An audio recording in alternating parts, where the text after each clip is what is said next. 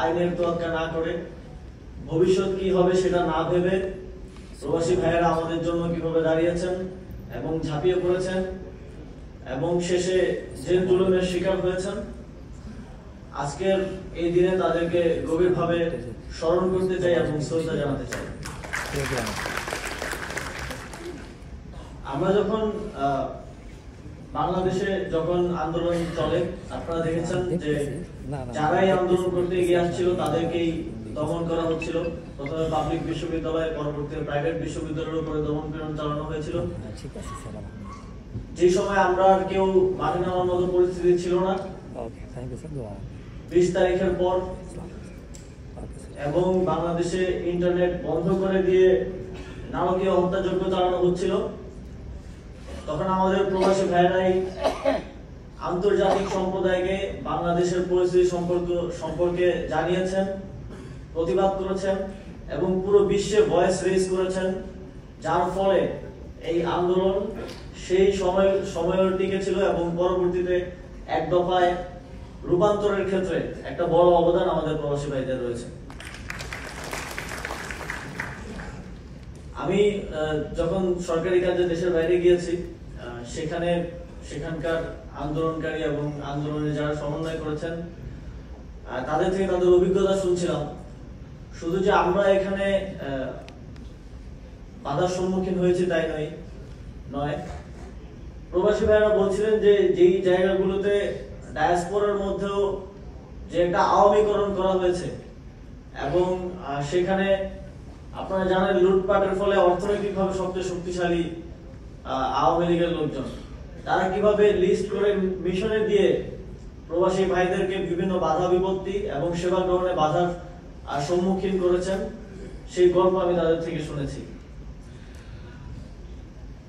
আপনারা জানেন আন্দোলনের সময় একটা ক্যাম্পেইন হয়েছিল রিভার্স ব্রেন ড্রেন নিয়ে।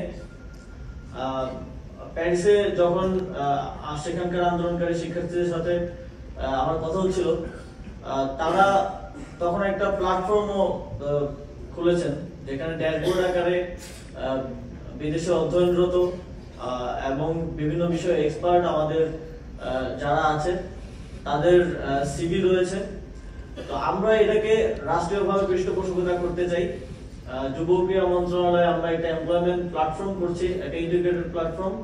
সেখানে আমরা রিভার্স ব্রেন ড্রেনের যে আইডিয়াটা, এটাকে ইন্টিগ্রেটেড করব এবং সেখানে আমাদের প্রবাসী যারা বাংলাদেশে ফিরে আসতে চান, কাজ করতে চান এবং যারা বিভিন্ন দেশে পড়াশোনা করছেন কিংবা কাজ করছেন, তাদের সিভি গুলো থাকবে এবং আমরা আহ্বান করব যে বাংলাদেশের বিভিন্ন কর্পোরেট প্রতিষ্ঠান বিভিন্ন কাজের জন্য দেশের বাইরে থেকে